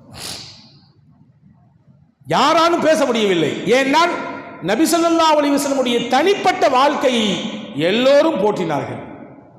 அவங்களுக்கு எது அவங்களுக்கு டிஸ்டர்ப் பண்ணிச்சு அப்படின்னா, இதனால் வரை முகம்மது என்று சொன்னால் இப்பொழுது முஹம்மதுன் ரசூலுல்லா என்று சொல்கிறார். ரசூலுல்லா என்ற வார்த்தை தான் அவங்களுக்கு பெரிய இடைஞ்சலை கொடுத்தது. நபிகளின் தனிப்பட்ட வாழ்க்கை பரிசுத்தமானது. ஒரு திறந்த புத்தகத்தை போன்று பெருமானார் ஸல்லல்லாஹு அலைஹி வஸல்லமுடைய வாழ்க்கை மிகச்சிறந்த வெளிச்சமாக வழிகாட்டுதலை கொடுக்கக்கூடியதாக நபி ஸல்லல்லாஹு அலைஹி வஸல்லமுடைய வாழ்க்கை இருந்தது என்பதை மக்காவினுடைய எதிரிகள் கூட ஏற்றுக்கொண்டார்கள். எனவே அன்பான சகோதரர்களே, அந்த நபிகளை குறித்து நாம் எந்த அளவுக்கு நாம் உள்வாங்கி இருக்கிறோம். நபிகள் இல்லை என்றால் உலகத்தை எதையும் அல்லாஹ் கொண்டு வந்திருக்க மாட்டார். அகிலமும் இல்லை, நாம் செய்யக்கூடிய அமல்களும் இல்லை, நம்மிடத்தில் இருக்கக்கூடிய எதுவும் இல்லை நபி இல்லை என்றார். ஹாக்கிம் ஷரீஃபிலே ஒரு ஹதீஸ் வந்திருக்கிறது. சையதுனா அப்துல்லாஹ் இப்னு அப்பாஸ் ரலியல்லாஹு அன்ஹு அந்த ஹதீஸ் அறிவிக்கிறாங்க. அவ்ஹல்லாஹு இலா ஈசா அலைஹிஸ்ஸலாம், ஈசா அலைஹிஸ்ஸலாமுக்கு அல்லாஹ் வஹி கொடுத்தான். என்ன சொன்னா? யா ஈசா ஆமின் பி முஹம்மதின் ஸல்லல்லாஹு அலைஹி வஸல்லம் வ உமிர மன் அத்ரக மின் உம்மத்திக அய்யூமினு பிஹி. ஈசா அவர்களே, முஹம்மது ஸல்லல்லாஹு அலைஹி வஸல்லம் கொண்டு நீங்களும் நம்பிக்கை கொள்ளணும். பத்தாவது, உங்க உம்மத்தில் யாரெல்லாம் இருக்கிறாங்களோ அவங்கள நீங்க முஹம்மது ஸல்லல்லாஹு அலைஹி வஸல்லத்தை சொல்லி அவர்களையும் நம்பிக்கை கொள்ள செய்ய வேண்டும். ஏன்னா ஃபலௌலா முஹம்மதுன் மா ஹலக்து ஆதம, முஹம்மது ஸல்லல்லாஹு அலைஹி வஸல்லம் மட்டும் இல்லை என்றால், இந்த உலகத்துக்கு அவர்களுடைய வருகை மட்டும் இல்லாமல் இருந்திருந்தால் நான் ஆதமையே படைத்திருக்க மாட்டேன். ஃபலௌலா முஹம்மதுன் மா ஹலக்துல் ஜன்னத வன்னார், முஹம்மது ஸல்லல்லாஹு அலைஹி வஸல்லத்தை படைக்க வேண்டும் என்கின்ற சிந்தனை மட்டும் எனக்கு இல்லை என்றால் சொர்க்கத்தை படைத்திருக்க மாட்டேன், நரகத்தை படைத்திருக்க மாட்டேன். வலகத் ஹலக்துல் அர்ஷ அலல் மாஇ, நான் என்னுடைய சிம்மாசனத்தை தண்ணீரின் மீது அமர்த்திருக்கிறேன், தண்ணீரின் மீது நான் மிதக்க செய்திருக்கிறேன். தண்ணீரில் சிம்மாசனம் இருப்பதினாலே அது அங்கும் இங்கும் அப்படியே என்னுடைய அர்ஷ் கொஞ்சம் அப்படியே அசைந்தது. ஃபகதப்து அலை, அந்த அரிசின் மீது நான் எழுதி வைத்தேன், லா இலாஹ இல்லல்லாஹ் முஹம்மதுர் ரசூலுல்லாஹ், லா இலாஹ இல்லல்லாஹ் முஹம்மது ரசூலுல்லாஹ் என்ற கலிமாவை எழுதினேன். ஃபஸகன, ஆடிக்கொண்டிருந்த அரிஷ் அப்படியே ஆடாமல் அசையாமல் நிலை பெற்று போனது என்று அல்லாஹ் சொல்வதாக ஹஜ்ரத் முஹம்மது ஸல்லல்லாஹு அலைஹி வஸல்லம் சொல்லக்கூடிய செய்தியை ஹஜ்ரத் அப்துல்லாஹ் இப்னு அப்பாஸ் ரலியல்லாஹு அன்ஹு அவர்கள் நமக்கு சொல்லுகிறார்கள். ஹாக்கிம் ஷரீஃபிலே இந்த ஹதீஸ் பதிவு செய்யப்பட்டிருக்கிறது. அன்பு சகோதரர்களே, இந்த ஹதீஸ் நமக்கு சொல்லக்கூடிய முக்கியமான பாடம் என்னவென்றால், ரசூலுல்லாவை வைத்துத்தான் எல்லாமும். இந்த உலகத்தில் ஆதி மனிதர் ஆதம் என்று நாம் சொல்லுகிறோம். ஆனால் ஆதம் அலைஹிஸ்ஸலாமை படைக்க வேண்டும் என்ற சிந்தனை எப்பொழுது வந்தது அல்லாஹ்விற்கு என்றால், முஹம்மது ஸல்லல்லாஹு அலைஹி வஸல்லத்தை இந்த உலகத்திற்கு கொண்டு வர வேண்டும் என்பதற்கு பின்புதான் ஆதம் அலைஹிஸ்ஸலாமை அல்லாஹ் உலகத்திற்கு தருகிறான். முஹம்மது ஸல்லல்லாஹு அலைஹி வஸல்லமுடைய வருகை மட்டும் அல்லாஹ்வின் திட்டத்தில் இல்லாமல் போயிருந்தால் சொர்க்கம் இல்லை, நரகம் இல்லை, உலகத்தில் மனிதரின் வருகை இல்லை, உலகத்தின் படைப்பு இல்லை, எதுவும் இல்லை. எனவேதான் நபியை பார்த்த அவ்வலுன் நபி என்று சொல்கிறோம். அவ்வலுன் நபி, நபி ஸல்லல்லாஹு அலைஹி வஸல்லம் வருகையினால் ஆகிருன் நபி, நபிமார்களுடைய வருகையில் முஹம்மது ஸல்லல்லாஹு அலைஹி வஸல்லம் அவர்கள் கடைசி நபி. ஆனால் அல்லாஹ்வின் திட்டத்தில் முஹம்மது ஸல்லல்லாஹு அலைஹி வஸல்லம் முதல் நபி. அவர்களை கொண்டு தான் அல்லாஹ் ஆதம் அலைஹிஸ்ஸலாமை படைத்தான். அதில் ரசூலுல்லாஹ்ட்ட கேட்டாங்க சஹாபாக்கள், யா ரசூலல்லாஹ், நீங்கள் எப்போ படைக்கப்பட்டீங்க, உங்களுடைய படைப்பின் துவக்கம் என்ன என்று கேட்டாங்க. இப்போ ரசூலுல்லாஹி ஸல்லல்லாஹு அலைஹி வஸல்லம் சொன்னாங்க, வல் ஆதமு பைனல் மாஇ வத்தீன், ஆதமை அல்லாஹ் தண்ணீருக்கும் மண்ணுக்கும் இடையில் போட்டு குழப்பும் நேரத்திலேயே, தண்ணீரும் மண்ணும் தான் ஆதம் அலைஹிஸ்ஸலாமுடைய மூலம், அங்கே அந்த துவக்கத்திலேயே அல்லாஹ் என்னை படைத்து விட்டான். ஆதமே இன்னும் உலகத்துக்கு வரல, ஆனால் அதுக்கு முன்னாடியே அல்லாஹ் நான் வருவதை திட்டம் போட்டு விட்டான். என்னை படைப்பதற்குரிய இந்த உலகத்திற்கு என்னை அனுப்ப வேண்டும் என்கின்ற அந்த திட்டத்தை அல்லாஹ் வெளிப்படுத்தி விட்டான் என்றார்கள் முஹம்மது ஸல்லல்லாஹு அலைஹி வஸல்லம் அவர்கள். எனவேதான் ரசூலுல்லாவை பற்றி நாம் புரிந்து வைத்திருக்கக்கூடிய புரிதலை விட வேதக்காரர்கள், வேதம் அருளப்பட்டவர்கள் மிகச்சிறப்பாக புரிந்திருந்தார்கள். சிரியாவுக்கு ஸல்லல்லாஹு அலைஹி வஸல்லம் அவர்கள் மக்காவில் இருக்கிறார்கள். அபூபக்கர் நாயகம் சிரியாவுக்கு போகிறாங்க. எதுக்கு போகிறாங்க? வியாபார நிமித்தமாக போனாங்க. அப்போ இஸ்லாம் வரல, முஹம்மது ஸல்லல்லாஹு அலைஹி வஸல்லம் தன்னை நபி என்று பிரகடனம் செய்யவில்லை. போகிறாங்க. அங்கே அபூபக்கரை ஒரு பாதிரியார் சந்திக்கிறார். அவர் யூத மதத்தினுடைய தலை சிறந்த வேதம் படித்த பண்டிதர்களில் ஒருவர். அபூபக்கர் நாயகத்தை பார்த்துட்டு, அவங்களுடைய அடையாளங்கள் எல்லாம் பார்த்துட்டு அந்த பாதிரி சொன்னார், உங்கள் பேர் அபூபக்கர் தானே அப்படின்னார். அதுவரை அபூபக்கர் நாயகத்தின் பெயர் அபூபக்கர் இல்லை, அவருடைய பெயர் அப்துர் ரஹ்மான். இல்லையே, இல்லை, உங்கள் பேர் தான் அபூபக்கர். பின்னால் காலத்தில் ஒரு நபி வருவார், அந்த நபியின் உற்ற தோழராக, நெருங்கிய நண்பராக நீங்கள் தான் இருக்க போறீங்க.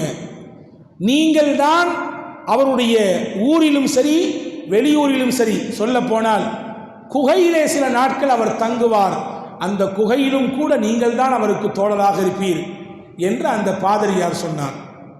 இவருக்கு ஒன்றுமே புரியலை. என்ன இது, இறுதி நபியா, குகையா, நண்பரா, ஒன்றும் புரியலை. ஆனாலும் கூட அந்த நேரத்திலும் முஹம்மது ஸல்லல்லாஹு அலைஹி வஸல்லம் அன்னவர்களுக்கு உற்ற தோழராக, நண்பராக ஹஜ்ரத் அபூபக்கர் நாயகி இருந்தாங்க. இவருக்கு புரியல, வந்துட்டாரு. கொஞ்ச நாளுக்கு பின்னால் மக்காவிலே முஹம்மது ஸல்லல்லாஹு அலைஹி வஸல்லம் அன்னவர்கள் தன்னை நபி என்று அறிமுகம் செய்கிறார். அல்லாஹுவினால் அனுப்பப்பட்ட தூதர் நான், எனக்கு வஹி வருகிறது, அல்லாஹ் என்னை நபியாக ரசூலாக தேர்வு செய்திருக்கிறான் என்ற செய்தியை சொல்றாங்க. முதல்ல ஏற்றுக்கிட்டது யாரு? சையதுனா அபூபக்கர் சித்திக் ரலியல்லாஹு அன்ஹு. இவங்க போனாங்க. அபூபக்கர் நாயகம் போய் இது நாள் வரை நண்பராக இருந்த முஹம்மதுன் ஸல்லல்லாஹு அலைஹி வஸல்லம் தன்னை தூதர் என்று சொல்கிறார். கொஞ்சம் அப்படி மேலே கீழே பார்த்தாங்க. சந்தேக கண் கிடையாது, ஆனாலும் ஒரு சின்ன தயக்கம். ரசூலுல்லாஹ் கேட்டாங்க, என்ன தயக்கம், என்ன தயக்கம்? நீங்கள் சிரியாவில் போகும்பொழுது ஒரு பாதிரியார் உங்களை பார்த்து சொன்னார், இந்த மாதிரி இறுதி நபி வருவார், நீங்கள் தான் அவருடைய நண்பர், நீங்கள் கார் குகையிலும் நண்பராக இருப்பீங்க, ஊர்லையும் நட்பில் இருப்பீங்க, வெளியூருக்கு போனால் அவர் கூட இருப்பீங்க என்று ஒரு பாதிரியார் சொன்னார் தானே, அதுதான் ஆதாரம் நான் நபி என்பதற்கு என்றார்கள் முஹம்மது ஸல்லல்லாஹு அலைஹி வஸல்லம். இதை கேள்விப்பட்டவுடனே அப்படியே உடனேயே எந்த மறுப்பும் சொல்லவில்லை. அதில் சித்திகுல் அக்பர் ரலியல்லாஹு அன்ஹு ரசூலுல்லாவை கொண்டு ஈமான் கொண்டார்கள் என்ற செய்தியை நாம் பார்க்கிறோம். நான் எதுக்கு சொல்கிறேன்னா, ரசூலுல்லாவை குறித்து மிகச்சிறந்த புரிதலோடு சஹாபாக்கள் மட்டுமல்ல, வேதம் அருளப்பட்ட நபர்களும் கூட நபிகளை முழுமையாக உள்வாங்கி இருந்தார்கள். இப்போ அண்ணலுக்காக வேண்டிதான் அல்லாஹ் எல்லாவற்றையும் படைத்தான், நபிகளுக்காக வேண்டிதான் எல்லாமும். நபிகள் இல்லை என்றால் சொர்க்கம் இல்லை, நபிகள் இல்லை என்றால் இந்த உலகம் இல்லை, நபிகள் இல்லை என்றால் உலகத்திலே 124,000 நபிமார்கள் இல்லை, நபிகள் இல்லை என்றால் ரசூல்மார்கள் இல்லை, நபிகள் இல்லை என்றால் இந்த உலகத்திற்கு வேதங்கள் இல்லை, நபிகள் இல்லை என்றால் உலகத்தின் இயக்கமே இல்லை. நபிகளை கொண்டுதான் எல்லாம். உலகம் எப்படி இருந்தது?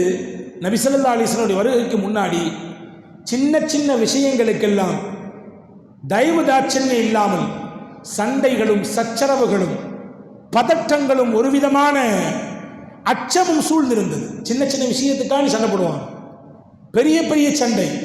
சண்டை என்றால் நாட்கணக்கில் அல்ல, மாதக்கணக்கில் அல்ல, வருடக்கணக்கில் சண்டையிடுவார்கள்.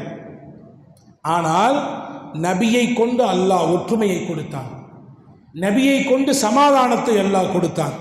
நமக்கு தெரியும், எர்மூக் என்ற யுத்தம் நடந்தது. அந்த யுத்தம் எதிரிகள் பல்லாயிரம் இருக்கிறார்கள். மக்காவிலிருந்து சென்ற முஸ்லிம்கள், மதினாவிலிருந்து வந்த முஸ்லிம்கள் எண்ணிக்கையில் கம்மி. ஆனால் சண்டை நடக்குது. அங்கே 3 சஹாபாக்கள், சையதுனா இக்ரிமா ரலியல்லாஹு அன்ஹு அவர்கள் உட்பட 3 சஹாபாக்கள் கடைசி நேரம் தண்ணீர் தாகம், 3 பேர் வெட்டுப்பட்டு கிடக்கிறாங்க. அந்த வெட்டுப்பட்டு கிடந்த நேரத்தில் தண்ணீர் கொண்டு வந்து கொடுக்கக்கூடிய ஒரு பெண்மணி இக்ரிமா ரலியல்லாஹு அவருக்கு முதலாக கொடுக்குறாங்க. இக்ரிமா ரலியல்லாஹு சொன்னாங்க, எனக்கு வேண்டாம், என் தோழருக்கு இன்னும் அதிகமாக தேவை இருக்குது, அவருக்கு கொடுங்கன்னாங்க. அவர் சொன்னார், எனக்கு வேண்டாம், என் தண்ணி தாகத்தை நான் பொறுத்துக்குவேன், மற்ற 2 தோழர்களுக்கும் கொடுங்கன்னாங்க. கடைசி தோழருக்கு போனால் அவரும் இதே சொல்கிறாரு. மறுபடியும் ஃபஸ்ட்டு இக்ரிமாவுக்கு வர்றாங்க, அவர் ஷஹீத் ஆகிட்டார். 2வது தோழருக்கு வர்றாங்க, அவரும் ஷஹீத் ஆகிட்டாங்க. 3வது தோழர் அவரும் ஷஹீத் ஆகிவிட்டார். இங்கே சொல்ல வரக்கூடிய செய்தி, சிறு சிறு விஷயங்களுக்கு வருடக்கணக்கில் சண்டையிட்டு சச்சரவுகளோடு பிளவோடு வாழ்ந்த மக்களை ரசூலுல்லாவின் வருகை எப்படி இணைத்ததென்றால், மரணத்தின் மடியில் கிடக்கும் நேரத்திலும் கூட தங்களுடைய இஹ்வத்துல் இஸ்லாம் கொடுத்த அந்த சகோதரத்துவத்தை பேணி பாதுகாக்கிற உயர்ந்த சிந்தனையை முஹம்மது ஸல்லல்லாஹு அலைஹி வஸல்லம் அவர்கள் மூலமாகத்தான் அல்லாஹ் அந்த உலகத்திற்கு கொடுத்தான். நபிகள் கொடுத்தார்கள் இந்த சகோதரத்துவத்தை. நபிகள் இல்லை என்றால் ஒற்றுமை உலகத்தில் இல்லாமல் போயிருக்கும். அவுஸ் ஹஸ்ரஜ் மதினாவினுடைய முக்கியமான 2 கூட்டம் அடிச்சுக்கிட்டு சாவுவாங்க. சின்ன சின்ன விஷயத்திற்காக வேண்டி எல்லாம் பெரும் பெரும் சண்டை. அந்த அவுஸ் ஹஸ்ரஜை ரசூலுல்லாஹ் எப்படி இணைச்சாங்க தெரியுமா? அன்சாரிகள் என்று இணைத்தார்கள். மதினாவில் அவுஸ் ஹஸ்ரஜ் தனித்தனி குலம். ரசூலுல்லாவின் வருகைக்கு பின்னால் மதீனத்து சஹாபாக்கள் அவுஸ் என்றோ ஹஸ்ரஜ் என்றோ பிரித்து பார்க்கப்படவில்லை. அன்சார் என்ற பெயருக்குள்ளே ரசூலுல்லாஹ் அடக்கினார்கள். மக்காவிலிருந்து வந்த சஹாபாக்களுக்கு முஹாஜிர், மதீனாவிலே வாழ்ந்த சஹாபாக்களுக்கு அன்சாரிகள். 2 பேர்த்தையும் எப்படி இணைச்சாங்க தெரியுமா? சஹாபி என்ற பெயரில் இணைத்தார்கள். சஹாபி என்னுடைய தோழர்கள் நீங்கள், உங்களுக்கிடையில் வேற்றுமை இல்லை, உங்களுக்கிடையில் பிளவுகள் கிடையாது, உங்களுக்கிடையிலே பரஸ்பரம் அன்பும் ஆற்றல் மிக்க உறவும் தான், ஈமானிய உறவுதான் மேன்மையானது என்பதை ரசூலுல்லாஹி ஸல்லல்லாஹு அலைஹி வஸல்லம் இணைத்து காண்பித்தார்கள். இதனுடைய வீரியம் எந்த அளவுக்கு இருந்தது தெரியுமா? ரசூலுல்லாஹ் வஃபாத் ஆகிட்டாங்க. வஃபாத் ஆனதுக்கு பின்னாடி இன்னைக்கும் அந்த தோட்டம் மதீனாவில் இருக்குது. இன்னைக்கும் அது தோட்டமாகவே இருக்கிறது.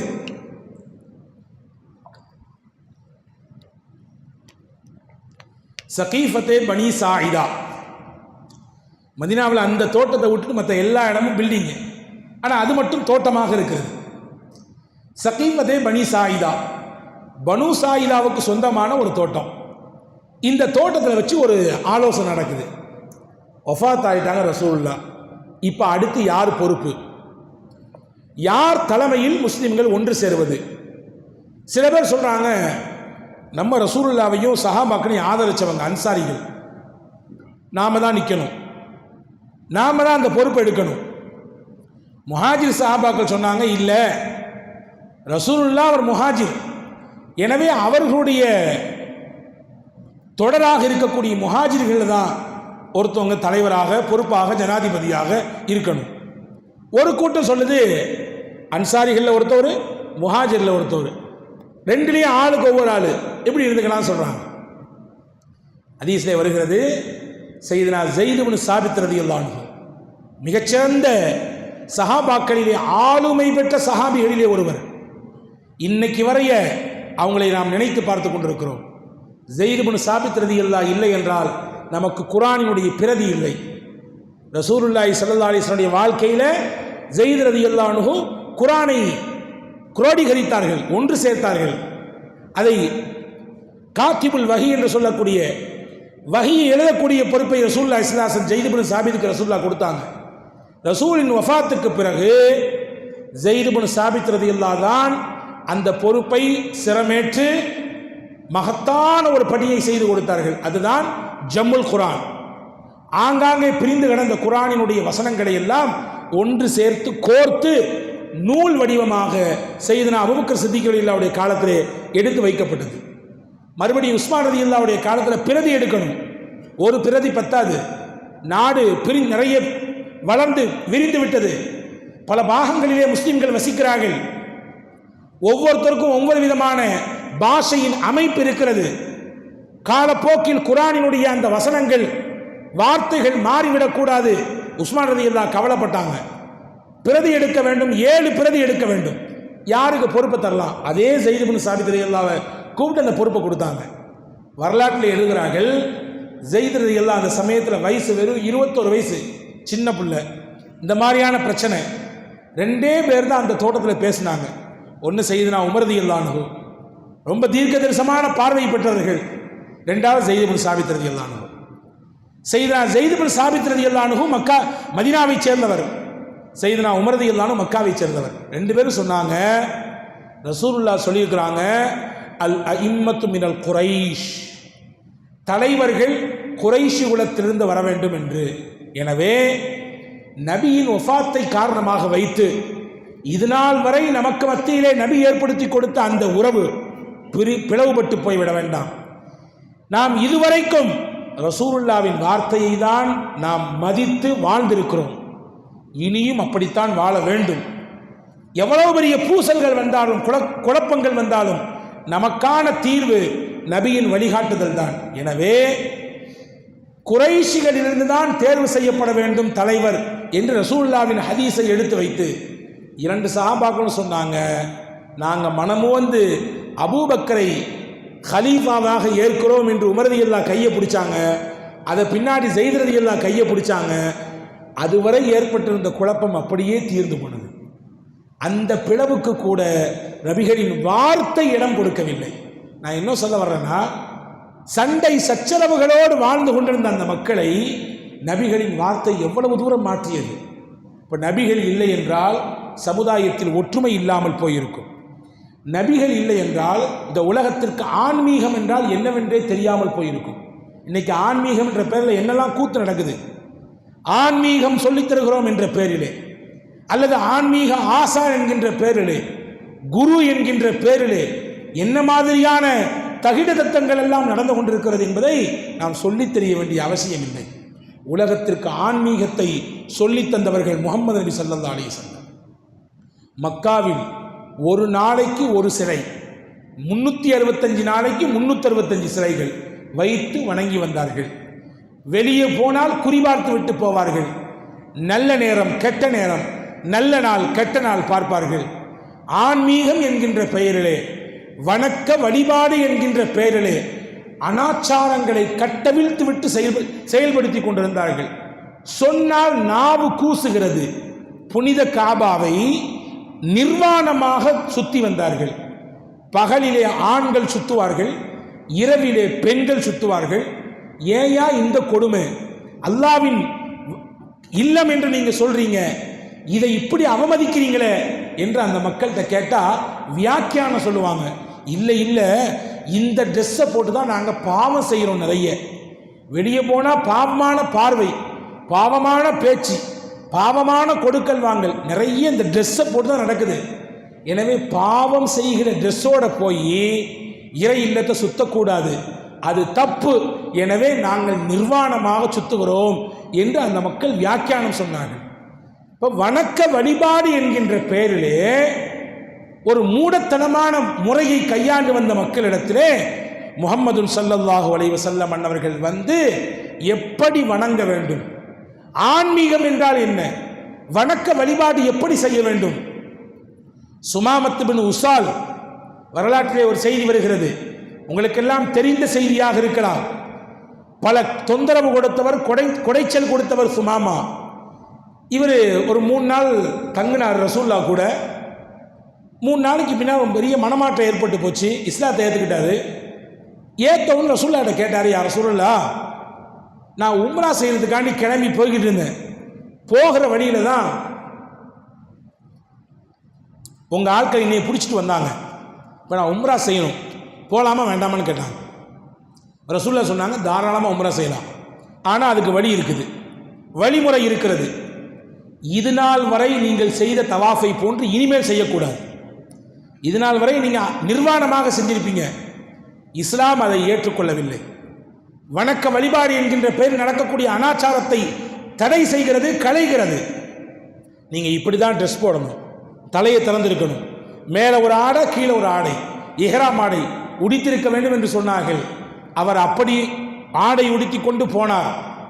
அப்போ அங்கிருந்த மக்காவினுடைய குஃபார் எல்லாம் சொன்னாங்களாமா, லக்கது சபௌதையா சுமாமா, சுமாமா என்ன மதம் மாறி போயிட்டியா, நீனும் அவங்களுக்கு பின்னாடி போயிட்டியா என்று கேட்டார்கள்.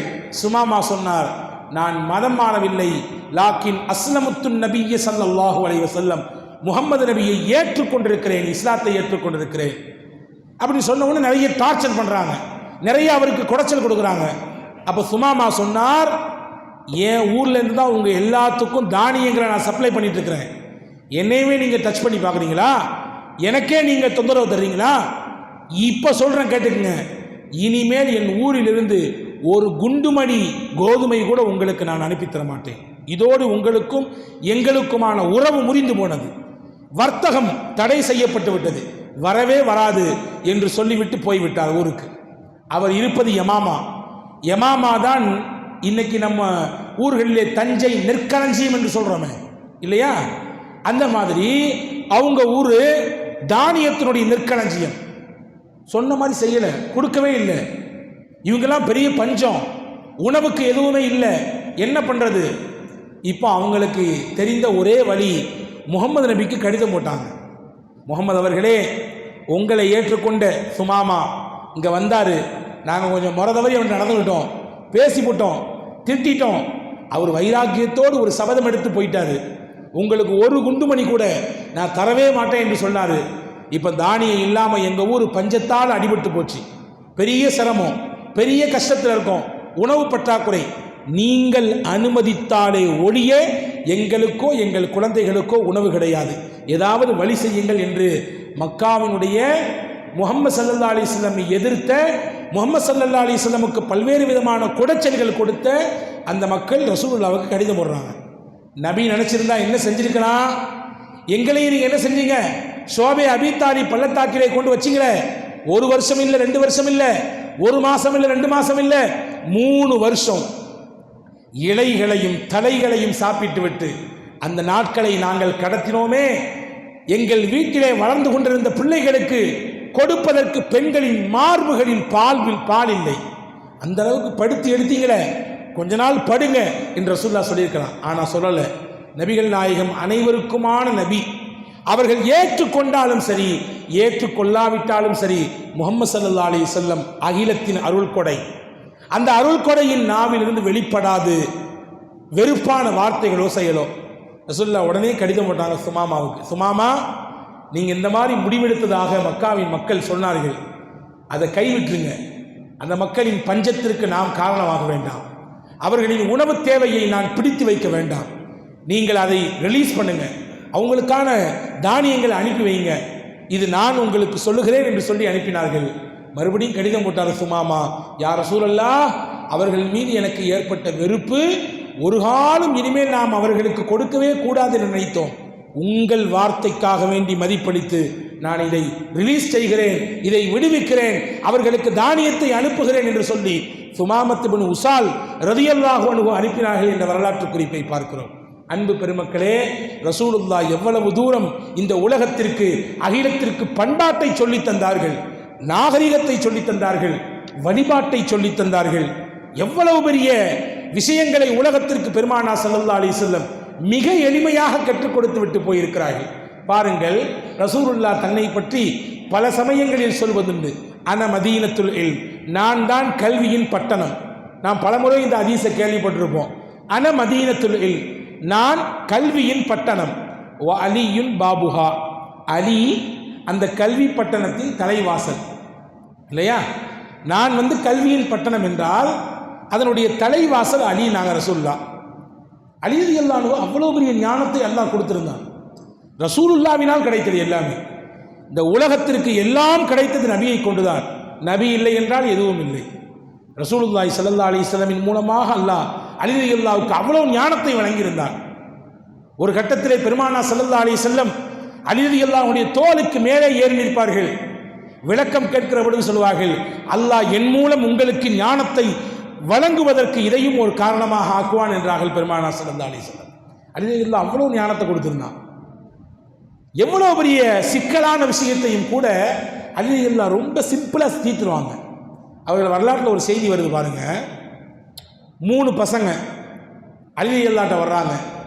வந்தவங்க சொன்னாங்க, எங்கள் பாபா இறந்து போயிட்டாரு, ஒரு 17 ஒட்டகத்தை விட்டுட்டு போயிருக்காரு, இதை எங்களை பிரிச்சுக்க சொன்னார். அவர் வசியத் செஞ்சிருக்காரு, யார் யாருக்கு எவ்வளவு கொடுக்கணுன்றத வசியத் செஞ்சிருக்காரு. ஆனால் எங்களுக்கு குழம்புது, நாங்கள் குழம்பி போயிருக்கிறோம், நீங்கள் தான் வழி சொல்லணும்னு சொல்லி கேட்டாங்க. அலி ரலியல்லாஹு எவ்வளோ பெரிய குழப்பமான விஷயமா இருந்தாலும் ரொம்ப சிம்பிளாக சொல்லி கொடுத்துருவாங்க. என்ன குழப்பம் சொல்லுங்கண்ணா? அலி ரலியல்லாஹு இடத்துல அந்த பிள்ளைங்க சொன்னாங்க, எங்கள் பாபா 17 ஒட்டகத்தை விட்டு போயிருக்காரு. 17 ஒட்டகம். இந்த இருக்கார பெரியவர், இவருக்கு பாதி கொடுக்கணுமா, 17 மிகச்சரியாக பாதியை கொடுக்கணுமா. இந்த இருக்கார் ரெண்டாவது உள்ளவர், இவருக்கு 17 3 ஒரு பங்கை கொடுக்கணுமா. இந்த இருக்கிற மூணாவது, இவருக்கு 17 9 பாகமாக வச்சு அதில் ஒரு பங்கு கொடுக்கணுமா. 17 பாதி எப்படிங்க கொடுக்க முடியும்? 17 பாதினா காசாக இருந்தால் பிரித்து கொடுத்துடலாம், பணமாக இருந்தால் பிரித்து கொடுத்துடலாம். ஒட்டகமாச்சே 8 கொடுத்தா 8 16, மீதி 1 மிச்சம் இருக்குது, அதை பாதியாக அறுத்தா கொடுக்க முடியும்? சரி, 17 3 1 எவ்வளவு? 18 3 1 6, ஓகே எடுத்துடலாம். 17 எப்படி 3 1 ஆக்க முடியும்? பிரச்சனை இல்லை, அது ஒற்றைப்படையாச்சே, ரெட்டைப்படை ஈஸியாக பிரிச்சிடலாம். நான் குழம்பி போய் நிற்கிறேன், என்னங்க பண்ணுறதுன்னு கேட்டாங்க. இதான் பிரச்சனையா? ஆமாம். இது ரொம்ப சிம்பிளாச்சேன்னா, இது ரொம்ப சிம்பிளா? ஆமாம். அலி ரலியல்லாஹு சொன்னாங்க, எத்தனை ஒட்டகம் இருக்குது உங்கள்கிட்ட? 17. அலி ரலியல்லாஹு தன்னுடைய ஒட்டகத்தை 1 கொடுத்தாங்க, இதையும் சேர்த்து வச்சிங்கன்னா இப்போ எத்தனை இருக்கு? 18 இருக்கு. 18 இருக்கா? உங்களுக்கு எவ்வளோ தரணும்? பாதி. 18 பாதி எத்தனைங்க? 18 பாதி 9. 9 ஒட்டகத்தை நீங்கள் எடுத்துக்கங்க, கிளம்புங்கன்னாங்க. அவர் போயிட்டார். அடுத்து உள்ளவர், உங்களுக்கு எவ்வளோங்க? 17 3 ஒரு பாகம் கொடுக்க சொல்லியிருக்காங்க. இப்போ தான் உங்கள்கிட்ட 18 இருக்குதா? 18 3 1 எத்தனை? 6. ஏற்கனவே 9 கொடுத்தாச்சு, இப்போ 6. 3 ஒரு பாகம் எடுத்துங்க, உங்களுடைய 6 எடுத்துங்க. மொத்தம் 18 15 க்ளோஸ் பண்ணியாச்சு.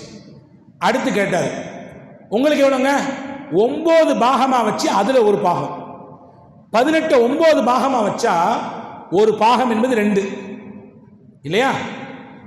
18 9 பாகமாக வச்சா 9 2 18. 18 9 பாகமாக வச்சா அதில் ஒரு பாகம் 2 ஒட்டகத்தை எடுத்துங்கன்னா மிச்சம் எவ்வளோ இருக்குங்க? ஒருத்தருக்கு 9, ஒருத்தருக்கு 6, 9 6 15. மறுபடியும் ஒரு பாகத்தை எடுக்க சொல்லியாச்சு, 9 பங்கு வச்சு 1 எடுக்க சொல்லியாச்சு, 2 கொடுத்தாச்சு, மிச்சம் 1 இருக்கும். அதை ஏன் ஒட்டகம் கொடுங்கன்ட்டாங்க. ஏன் ஒட்டகத்தை கொடுங்க கிளம்புங்கன்ட்டாங்க. ரொம்ப சிம்பிளாக சொல்லி கொடுத்தாங்க. இப்போ இது எங்கிருந்து கிடைத்தது? சையதுனா முஹம்மது ஸல்லல்லாஹு அலைஹி வஸல்லம் கிடைத்தது. நபியை கொண்டுதான் உலகத்தில் எல்லாத்தையும் கற்றுக் கொடுத்தாங்க ஸல்லல்லாஹு அலைஹி வஸல்லம். பண்பாட்டை கற்றுக் கொடுத்தார்கள், நாகரிகத்தை கற்றுக் கொடுத்தார்கள். ரசூலுல்லாஹி ஸல்லல்லாஹு அலைஹி வஸல்லம் அவர்கள் பிறரோடு பழகக்கூடிய பழக்க வழக்கங்களை கற்றுக் கொடுத்தார்கள். ரசூலுல்லாஹ்வுடைய ஹதீஸிலே ஒரு செய்தி வருகிறது. ரசூலுல்லாஹ்விடத்தில் ஒரு சஹாபி இருந்தார். அந்த சஹாபியின் பெயர் ஹவ்வாத் பின் ஜுபைர் ரலியல்லாஹு அன்ஹு. ஒரு பிரபலமான நபித்தோழர் இவர். இவரை ஒரு நாள் ரசூலுல்லாஹ் வெளியே கூட்டு போகிறாங்க. போயிட்டு ரிட்டர்ன் வரலான்னு சொல்லி கிளம்புற சமயத்தில் ராத்திரி ஆகிப்போச்சு. இப்போ ரசூலுல்லாஹ் சொன்னாங்க, ராத்திரி இங்கே தங்கிட்டு நம்ம என்ன செய்வோம்னு சொன்னால் காலையில் போகலாம். ஒரு கூடாரம் அடிக்கப்பட்டது. ரசூலுல்லாஹ் தங்கிறதுக்கு நான் எல்லா ஏற்பாடும் செஞ்சு கொடுத்தாரு. செஞ்சு கொடுத்ததுக்கு பின்னாடி ரசூலுல்லாஹ் படுக்க வச்சுட்டு, இவருக்கு தூக்கம் வரல, இளவட்டமான புள்ள, கொஞ்சம் காலார நடக்கலாம்னு சொல்லி வெளியே போய் நடந்தார். அந்த ஓரத்தில் கொஞ்சம் பெண்கள் பேசிட்டு இந்த சத்தம் கேட்டுச்சு. இவர் போனார், போய் உட்கார்ந்துட்டார். இவர் எப்படியான இயல்பு குணம்னு கேட்டால், பேசினா எல்லாரையும் அப்படி கவர்ந்து இழுத்துருவார். சில பேர்த்துக்கு எல்லாம் அந்த ஆற்றலை கொடுத்துருப்பான். சில பேர் பேசினா கேட்டுக்கிட்டே இருக்கலாம், அப்படி கவர்ந்து எடுத்துருவார். இவர் பேச விட்டு அந்த பெண்கள்லாம் கேட்டுட்டு இருக்காங்க. கொஞ்ச நேரம் கழிச்சு பாருங்க, பின்னால் ஒரு சத்தம் கிடைச்சி, ஹவ்வாத்து அப்படின்னு ஒரு சத்தம். திரும்பி பார்த்தாரு, முகமது ஸல்லல்லாஹு நிற்கிறாங்க. படுக்க வச்சுட்டு வந்தோமே, நாயகம் வந்து நிற்கிறாங்களே, என்ன கேட்டால் என்ன சொல்கிறது, என்ன இங்கன்னு கேட்டாங்க. எதையாவது சொல்லி சமாளிக்கணுமே. ஹவ்வா சொன்னார், இந்த ஒட்டகத்தை கொண்டு வந்தோம்ல, அதை கையில் கட்டி போடுறது கயிறு இல்லை, அதை தேடுறதுக்காண்டி வந்தேன். அப்படியான்னு சொல்லி கேட்டுட்டு கிளம்பிட்டாங்க ரசூல்லா. அப்போ அவர் நினச்சாராம், ஹவ்வாத்து எப்படியோ தப்பிச்சுக்கிட்டோம், நபி கேட்டாங்க எப்படியோ தப்பிச்சுக்கிட்டோன்னு நினச்சாராம். போய் படுத்துக்கிட்டாரு. காலில் எந்திரிச்சு ஃபஜர் தொழுகைக்கு உது செய்கிறதுக்காண்டி போய் உட்கார்ந்தாரு. பக்கத்துலேயே ரசூல்லா வந்தாங்க. ஹவ்வாத்து ஒட்டகம் கயிறு கிடச்சிதான்னு கேட்டாங்க. பேஜாராக போச்சு அவருக்கு. நம்ம எதையோ சொல்ல இப்போ நல்ல வம்படியாக மாட்டிக்கிட்டோமே, பதிலே சொல்லலை, வெளியே போயிட்டாரு. தொழுகை முடிஞ்சுது. ஒரே ஒட்டகத்தில் பயணிக்கணும். ஏறினாங்க ரசூல்லா. பின்னாடி இவரை ஏறி உட்கார வச்சாங்க. கிளம்புனோன்னு கேட்டாங்க, ஒட்டகம் கயிறு கிடச்சிதா இல்லையான்னு. மறுபடியும் அவருக்கு அதாவது வந்து ஒரு விதமான ஷாக்கு. அவர் நினச்சிக்கிட்டாரு, மதீனாவில் போய் ரசூல்லாவை ஃபஸ்ட்டு இறக்கி விட்டுட்டு கண்ணுக்கு தெரியாமல் கொஞ்ச நாள் போயிடணும், நம்ம மறைஞ்சிடணும், தலைமறைவாக ஆயிடணும், ரசூல்லாவுக்கு இந்த நிகழ்ச்சி மொத்தம் மறந்து போயிடணும், அப்போ வந்துடணும். இறங்கினாலும் விட்டுட்டு ஓடி போயிட்டார். கொஞ்ச நாள் பள்ளிக்கே வர்றதில்லை. அப்படியே வந்தாலும் லாஸ்ட்டாக வருவார், ஃபஸ்ட்டாக போயிடுவார். லாஸ்ட்டில் வருவார், தொழுவார், சலாம் கொடுத்தா இந்த வச்சு வெளியே போயிடுவார். ஒரு வாரம் கழிஞ்சுது. ஒரு நாள் துஹாவுடைய சமயம், யாருமே பள்ளியில் ஆள் இல்லை. அவர் நினச்சாராம், நிம்மதியாக இந்த பள்ளியில் தொழுது எத்தனை நாள் ஆகுது, இப்போ போய் தொழலாம் என்று தக்பீர் கட்டினார். ஒரு ரக்காயத்து நிம்மதியாக தொழுதார். ரெண்டாவது தக்பீருக்கு கட்டி எந்திரிச்சா பார்த்தீங்களா, வெளியே போன நாயகம் உள்ளே வந்துட்டாங்க. யார் கண்ணில் மாட்டக்கூடாதுன்னு நினச்சாரோ கரெக்டாக மாட்டிவிட்டார். வந்ததை பார்த்த ரசூலுல்லா அப்படி நின்ட்டாங்க ஓரத்தில். ரொம்ப நாள் ஆச்சு பார்த்து, அப்படி நின்னாங்க. இவர் நினச்சாரு நின்றுட்டாங்களே என்ன பண்ணுறதுன்னு. நின்ன நாயகம் கொஞ்ச நேரத்தில் உட்காந்துட்டாங்க. ரொம்பவும் உள்ளத்தில் அவருக்கு கடந்து அடிக்குது. சரி இருக்கவே இருக்குது, கொஞ்சம் நீளமாக தொழுவோம், தக்பீரை தான் கட்டிட்டோமே, நீளமாக இருக்கும், நீளமாக சஜிதா, இப்படி போகுது. சஜிதான்னா ரொம்ப நீளம். உட்கார்ந்த நபி கொஞ்ச நேரம் கழிச்சு அவர் காதில் படுற மாதிரியே சொன்னாங்களாமா, ஹவ்வாத்து நீங்கள் எவ்வளோ நேரம்னாலும் தொழுவுங்க, ஒன்றும் பிரச்சனை இல்லை, ஒட்டகம் கையில் கதையை கேட்காம நான் அந்த இடத்த விட்டு போக மாட்டேன்னா. ஒரு தொழுது முடிஞ்சு சலாமை கொடுத்து நேர ரசூல்லா கையை பிடிச்சி சொன்னார், யா ரசூலல்லா, என் வாழ்நாள் இஸ்லாத்தை ஏற்றதுலேருந்து நான் ஒட்டகத்தையும் துடைக்கல, கையிலையும் தேடலை, என்னையை விட்டுருக்க நபியேன்னாங்க. ஏதோ அந்த சமயத்தில் உங்கள்கிட்ட மாட்டிக்கிட்ட வம்பா சொல்லி தப்பிக்கணும்னு நினச்சேன் என்று சொன்னார்கள். வரலாற்று எழுதுகிறார்கள், ஹவ்வாத் இப்னு ஸுபைர் ரலியல்லாஹு இடத்திலே அந்த நேரத்தில் ரசூலுல்லாஹ் கண்டிக்கவில்லை, திட்டவில்லை. ஒரு நபியாக இருந்துட்டு ஏன்ட்ட அப்படி பேசலாமா, என்கிட்ட என்ன பேச்சு, என்ன பொய் இது, என்ன மாதிரியான நடவடிக்கை இது, இப்படியா நடந்து கொள்வது, எதையுமே ரசூலுல்லாஹ் சொல்லலை. ரசூலுல்லாஹ் சொன்னாங்க, ஹவ்வாத், இனி வரும் காலத்தில் உங்கள் வாழ்க்கையில் எந்த சமயத்திலும் விளையாட்டுக்கு கூட பொய் வேண்டாம் ஹவ்வாத்து என்று சொன்னார்கள். வரலாற்று எழுதுகிறவர்கள் சொல்கிறார்கள், ஹவ்வாத் இப்னு ஸுபைர் ரலியல்லாஹு அன்ஹு நகைச்சுவையான நபித்தோழர். ஆனால் அந்த நிகழ்ச்சிக்கு பிறகு வாழ்நாள் முழுவதும் அவர் நகைச்சுவைக்கு கூட பொய் சொல்லவில்லை. ஒரு சபை இருக்கிறது, எல்லாரும் உட்கார்ந்துருக்காங்க. ஒரு நபித்தோழர் வந்தார், சாப்பிட்டு முடித்து விட்டு வந்தார். வந்து உட்கார்ந்தவர் ஏவுன்னு ஏப்ப விட்டார்.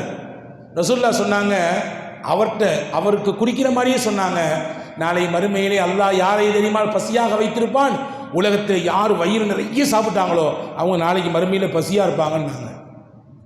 ஏன் சொன்னாங்க? ஏழைகள் இருக்கிறார்கள் சபையிலே பலர், நீங்கள் பாட்டு சாப்பிட்டு வந்து பெரிய ஏப்ப விட்டீங்கன்னா அவங்களுக்கு ஏக்கமாக இருக்காதா? வரலாற்றில் எழுதுகிறார்கள், அந்த நபித்தோழருக்கு இது அப்படியே உள்ளத்தில் பதிந்தது. அவர் வாழ்நாள் முழுதும் வயிறாக சாப்பிடவில்லை. நபியின் ஒற்றை வார்த்தை தான், ஒரு வார்த்தை தான் அவர் வாழ்க்கையவே புரட்டி போட்டது. இப்படி நபிகள் தான் உலகத்திற்கு எல்லாவற்றையும் கற்றுக் கொடுத்தார்கள். அமல்களை கற்றுத்தந்தவர்கள் நபிகள் தான். இந்த உலகத்தில் பண்பாட்டை கற்றுத்தந்தவர்கள் நபிகள் தான். இந்த உலகத்தில் வாழ்வதற்கான விஷயங்களை கற்றுத்தந்தவர்கள் நபிகள் தான். எனவேதான் நபிகள் தன்னை பார்த்து நான் உங்களுக்கு ஒரு ஆசானாக அனுப்பப்பட்டிருக்கிறேன், நான் உங்களுக்கு கற்றுக் கொடுக்கக்கூடிய ஆசானாக அனுப்பப்பட்டிருக்கிறேன் என்றார்கள் பெருமானார் ஸல்லல்லாஹு அலைஹி வஸல்லம். அந்த அன்னலார் இல்லை என்றால் அகிலமும் இல்லை, அமல்களும் இல்லை, அனைத்தும் இல்லை. அந்த அன்னலாரை நேசித்து அவர்கள் காட்டித் தந்த வழியிலே நிலைத்து வாழக்கூடிய நல்ல பாக்கியத்தை உங்களுக்கும் எனக்கும் எல்லா மக்களுக்கும் வல்ல அல்லாஹ் தந்து அருள் புரிவானாக என்று கூறி வாய்ப்புக்கு நன்றி கூறி விடைபெறுகிறேன். வாஹிர் தஅவானா அனில் ஹம்துலில்லாஹி ரப்பில் ஆலமீன். அஸ்ஸலாமு அலைக்கும் வரஹ்மத்துல்லாஹி வபரகாத்துஹு.